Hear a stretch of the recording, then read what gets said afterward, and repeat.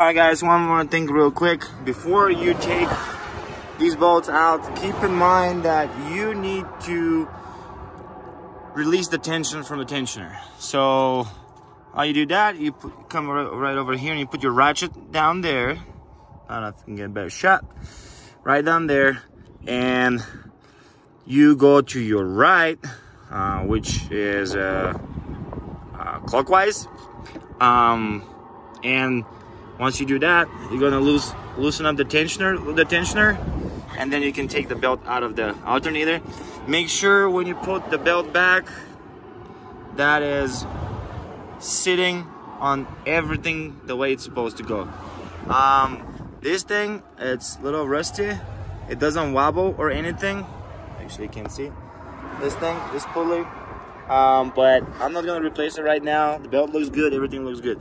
So I'm gonna lose the tension, get the belt off the alternator, and I'm gonna lose the bolts of the alternator. All right, once we loosen up the bolts on the bracket, we take the bracket out, and this thing holds for the bracket with that retainer. Just pull it out, and I loosen up the two bolts right there, so the alternator is free. Just gonna go ahead and pull these bolts out right now. Try to position the phone here somehow. Maybe probably not.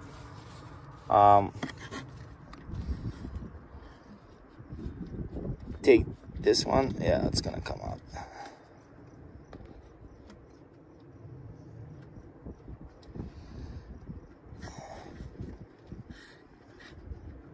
There's not much room down there because of the pulley underneath the alternator, but if you use a deep socket, you can get it out, no problem. See that one right there? Moves freely.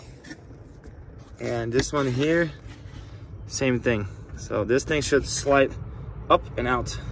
The only problem I see here would be pulling it out, so I have to take that box out probably.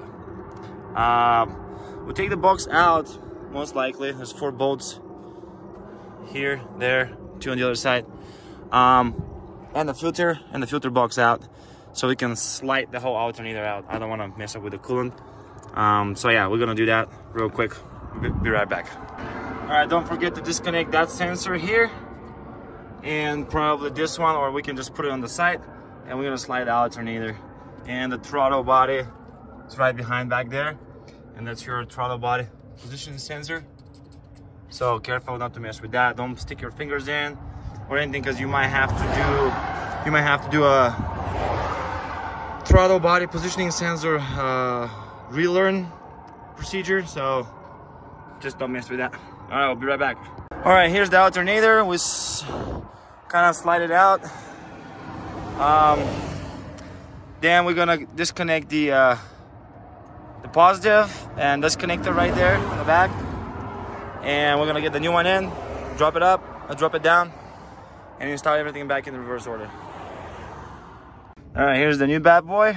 Comes with a nut and a washer, everything. One thing I forgot to mention: when you start working on any electrical component on the car, any relay, fuse, whatever it is, disconnect the battery.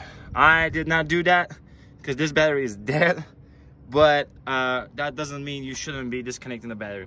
You can blow a fuse, you can blow a relay once you're connecting to the battery, so just disconnect the battery. Brand new alternator, Ultima, whatever. We picked it by the vehicle VIN number. It comes with a lifetime warranty, which is awesome. It cost me $238.99 from O'Reilly's. I know, I feel like my electrical problem over there at the dash is causing the alternator to go bad, but I cannot confirm that yet. So I'm just gonna wait and see what happens with this one. So I'm gonna go ahead, drop this bad boy in. We're gonna connect this positive here. We're gonna also connect this connector right there.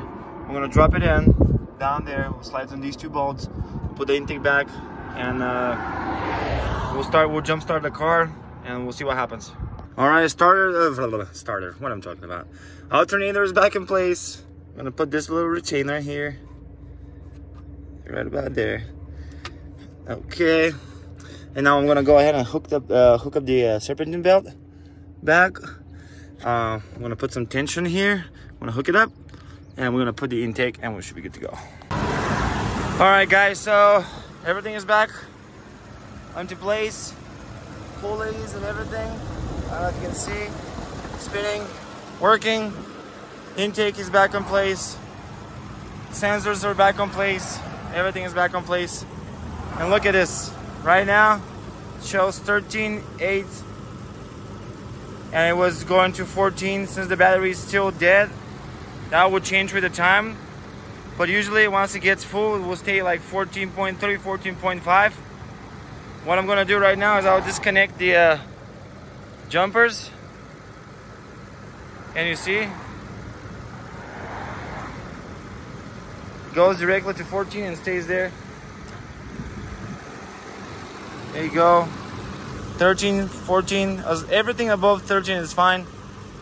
Usually, idealistically, it's 14 and a half.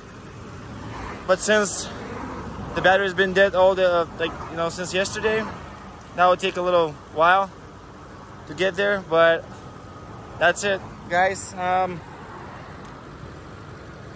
Subscribe, share. You know what to do. It helps me create more, and hopefully I help somebody. All right, guys, we'll catch you on the next one. Stay tuned.